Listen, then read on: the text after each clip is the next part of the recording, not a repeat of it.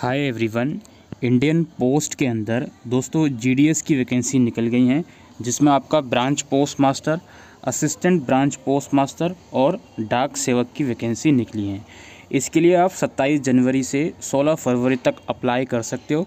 Form में अंदर अगर कुछ करेक्शन करनी है तो वो 17 से 19 फरवरी तक कर सकते हो। इसकी अगर हम इमोल्यूमेंट्स की बात करें, सैलरी की बात करें, तो टाइम बेस्ड सैलरी इसमें रहती है। दिन में आपको 4 से 5 घंटे काम करना पड़ता है। अगर आप ब्रांच पोस्ट मास्टर की जॉब के लिए अप्लाई कर रहे हो तो मिनिमम 12,000 से लेकर मैक्सिमम सैलरी आपकी 29,380 पर मंथ जा सकती है। वहीं अगर आप असिस्टेंट ब्रांच पोस्ट मास्टर या फिर डाक सेवक की वैकेंसी के लिए अप्लाई कर रहे हो तो मिनिमम सैलरी 10,000 तक आपकी रह सकती है और मैक्सिमम 24,470 आपकी सैलरी जा सकती है। दोस्तों बात करते हैं इसकी जॉब प्रोफाइल की। तो जो ब्रांच पोस्ट मास्टर रहता है, इसकी जो जॉब प्रोफाइल रहती है, ये जो day to day postal services होती हैं, पोस्टल एक्टिविटीज़ होती हैं, उसको ऑपरेट करना होता है जो आपका ब्रांच पोस्ट मास्टर होता है।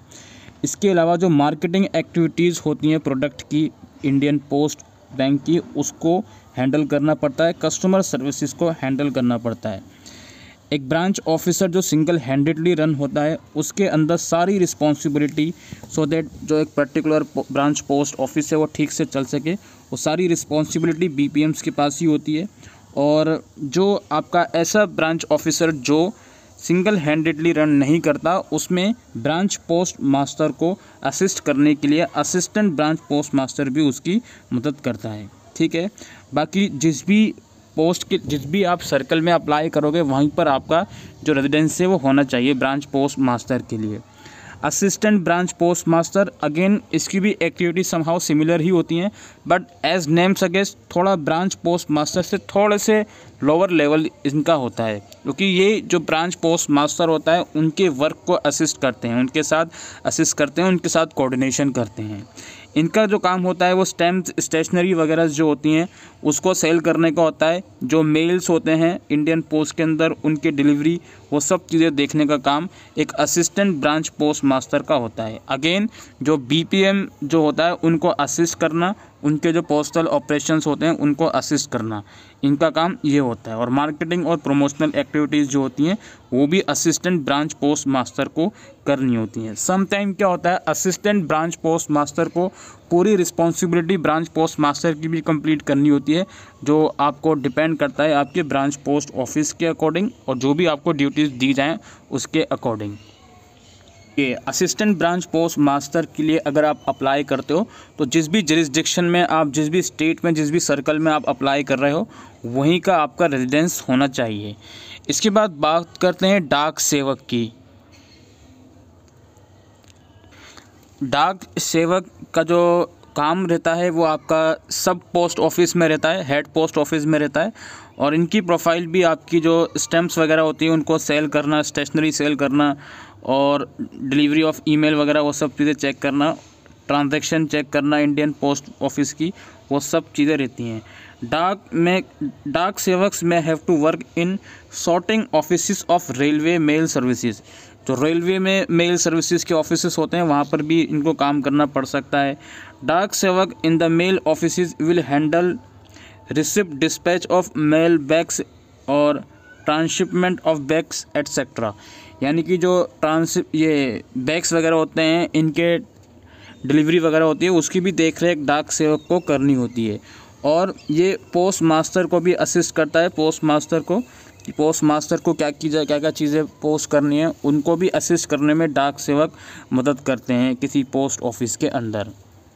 डाक Sevak are required to reside within delivery jurisdiction of the post office. यानी कि जिस भी पोस्ट ऑफिस के लिए आप अप्लाई कर रहे हो वहीं पर आपका रेजिडेंस होना चाहिए।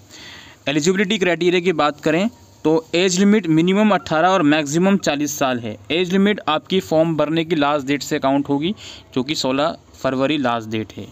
अपर एज लिमिट में रिलैक्सेशन SC/ST को 5 साल, OBC को 3 साल, EWS के लिए कोई रिलैक्सेशन नहीं है, डिसेबल कैंडिडेट को 10 साल। ठीक है। और जो भी आप अगर अपर एज लिमिट का रिलैक्सेशन का बेनिफिट लेना चाहते हो तो रिस्पेक्टिव कैटेगरी का आपको इसमें सर्टिफिकेट प्रोवाइड करना पड़ेगा। यहाँ पे एक चीज़ मैं EWS कैटेगरी के लिए बताना चाहता हूँ, इनको एज के अंदर कोई रिलैक्सेशन नहीं है, लेकिन जो रिजर्वेशन का बेनिफिट है EWS कैंडिडेट को वो प्रोवाइड करा जाएगा। क्वालिफ़िकेशन की बात करूँ तो क्लास 10th रिक्वायरमेंट है, क्लास 10th आपने कंप्लीट करी होनी चाहिए और उसके अंदर मैथमेटिक्स और इंग्लिश सब्जेक्ट आपने पढ़े होने चाहिए। एक चीज़ याद रखिएगा, जिस भी जुरिस्डिक्शन में, जिस भी स्टेट में आप अप्लाई कर रहे हो वहाँ की लोकल लैंग्वेज आपको पता होनी चाहिए। इसके अलावा कंप्यूटर की नॉलेज आपको होनी चाहिए, बिकॉज ये जो वर्क रहता है मोस्टली ऑफिस वर्क रहता है, तो उसमें कंप्यूटर पर भी आपको काम करना पड़ता है। ऑल्दो कोई सर्टिफिकेट नहीं मांग रहे हैं आपसे, लेकिन आपको नॉलेज होनी चाहिए कंप्यूटर की, साइकिलिंग की नॉलेज आपको होनी चाहिए, ठीक है, और एडिक्वेट मीन्स ऑफ लाइवलीहुड आपके पास रहना चाहिए। यहाँ पे कुछ जो डिसेबिलिटी हैं उसके नाम दिए गए हैं, जैसे BPM और ABPM और डाक सेवक की पोस्ट के लिए लो विजन, मतलब क्या क्या डिसेबिलिटी हैं जो एक्सेप्टेबल हैं, तो उसको आप यहाँ पर देख सकते हो। अप्लाई दोस्तों आपको इस वेबसाइट से जाकर ऑनलाइन अप्लाई करना है, जिसका लिंक मैं डिस्क्रिप्शन बॉक्स में आप लोगों को दे दूँगा। कुछ इंस्ट्रक्शन लिखी गई हैं एनेक्सर 5 में अप्लाई करने के लिए फॉर्म को, तो उसको आप ज़रूर से रीड आउट कर लें। सिलेक्शन क्राइटेरिया जो इसका रहेगा दोस्तों, एक आपकी मेरिट लिस्ट तैयार करी जाएगी। वो मेरिट लिस्ट आपके जो 10th क्लास में मार्क्स आए हैं उसी के बेसिस पर आपको मेरिट लिस्ट तैयार करी जाएगी। कोई इसमें टेस्ट नहीं कंडक्ट होगा, 10th क्लास के जो मार्क्स हैं उसके बेसिस पर सिलेक्शन होगा। आपका क्लास 10th में CGPA मोड था, तो उसको परसेंटेज में कन्वर्ट करके ही आप फॉर्म भरोगे, ठीक है, तो परसेंटेज ही कंसिडर करी जाएगी फाइनल सिलेक्शन के लिए। पे सिलेक्शन हुआ तो उसकी कम्युनिकेशन उन्हीं बताया कैसे जाएगा कि आपका सिलेक्शन हो गया, तो लिस्ट वगैरह जो होगी वो भी GDS इंडियन पोस्ट की वेबसाइट पर रिलीज़ करी जाएगी, तो वो वेबसाइट आपको ज़रूर से चेक कर देनी है। Selection of the applicant will be subject to verification of document by the verifying authority chosen by the applicant at the time of application, यानी कि आपका जो भी अगर सिलेक्शन होता है तो उसके बाद आपका वेरिफिकेशन होगा, DV होगा, और जो भी अथॉरिटी आपने फॉर्म भरते टाइम चूज़ करी होगी वो अथॉरिटी आपका डॉक्यूमेंट वेरिफिकेशन करेगी। This is further subject to verification by the engaging authority. उसके बाद आपका इंगेजिंग अथॉरिटी द्वारा जो है वेरिफिकेशन होगा। If it is different from the verifying authority, ठीक है, अगर वेरीफाइंग अथॉरिटी आपने अलग चूज़ करी है और इंगेजिंग अथॉरिटी अलग है, तो दोनों द्वारा आपका जो भी है वेरिफिकेशन होगा। अगर दोनों एक ही हैं तो एक ही बार होगा। The engaging authority for BPM is the divisional head, while sub divisional head is the engaging authority in case of ABPM और डाक सेवक। यानी कि BPM की पोस्ट के लिए जो इंगेजिंग अथॉरिटी होगी वो डिविजनल हेड होगा, और ABPM और डाक सेवक की पोस्ट के लिए सब डिविजनल हेड होगा, जो आपकी ये अथॉरिटी होगी, इंगेजिंग अथॉरिटी। बाकी इसके अलावा आपको SMS भी आएगा, जिसमें बताया जाएगा कि आपको वेरिफिकेशन के लिए आना है, उसके लिए आपको SMS भी भेजा जाएगा। Shortlisted applicant while attending for the document verification will bring original document as listed in annexure 7। Annexure 7 में डॉक्यूमेंट लिस्टेड हैं, वो आप लेकर जाओगे, ओरिजिनल और सेल्फ अटेस्टेड फोटोकॉपीज़ 2। तो आप पूरा जो भी एनेक्सर से वो रीड आउट कर लीजिएगा इसको, ठीक है। और जब भी आपका सिलेक्शन होता है तो आपको SMS के थ्रू बताया जाएगा, और उसमें टाइम दिया जाएगा 10 दिन का। 10 दिन के अंदर आपको वहाँ पहुँचना होगा वेरिफिकेशन के लिए। 5 दिन का और एक्स्ट्रा टाइम दिया जाएगा, तो टोटल 15 दिन आपको टाइम दिया जाएगा सिलेक्शन, जो डॉक्यूमेंट वेरिफिकेशन होता है उसको कंप्लीट करने के लिए। दोस्तों 100 रुपीज़ है। बाकी फ़ीमेल कैंडिडेट के लिए कोई फ़ीस नहीं है, और SC ST और PWD एप्लीकेंट के लिए कोई भी फ़ीस नहीं है। और है आप किसी एक ही सिलेक्टेड डिवीज़न के लिए अप्लाई कर सकते हो, और आप एक से ज़्यादा पोस्ट के लिए अप्लाई कर सकते हो। जैसे टोटल 3 पोस्ट हैं यहाँ पे, ये BPM, ABPM और डाक सेवक, तीनों के लिए अप्लाई कर सकते हो। प्रेफरेंस आपको फॉर्म भरते वक्त देना पड़ेगा, और किसी एक ही आप डिविजनल सेंटर में अप्लाई कर सकते हो। डॉक्यूमेंट अपलोड करने का साइज़ वगैरह कितना रहता है वो यहाँ पर लिखा गया है।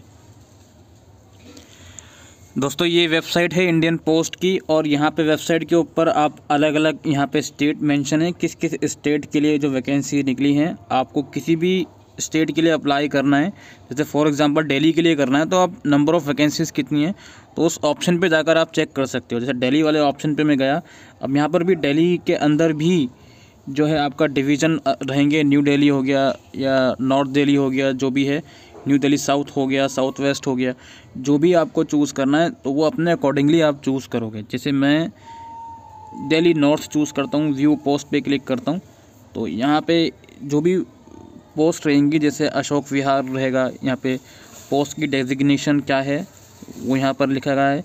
Minimum TRCA, number of post, वो सब चीज़ें लिखी गई हैं। Post designation, community minimum TRCA और नंबर ऑफ़ पोस्ट यहाँ पे लिखी गई हैं, वो आप यहाँ पे देख सकते हो। पिन कोड है, ठीक है। नॉर्थ दिल्ली का जो डिटेल है वो लिखा गया है। GDS PPM की है, SC कितनी वैकेंसीज हैं, वो सब चीज़ें। इसी तरीके से ये दिल्ली का मैंने देखा, दिल्ली नॉर्थ का, नॉर्थ दिल्ली का, और आपका उत्तर प्रदेश जो भी है वो आप यहाँ जाकर देख सकते हो।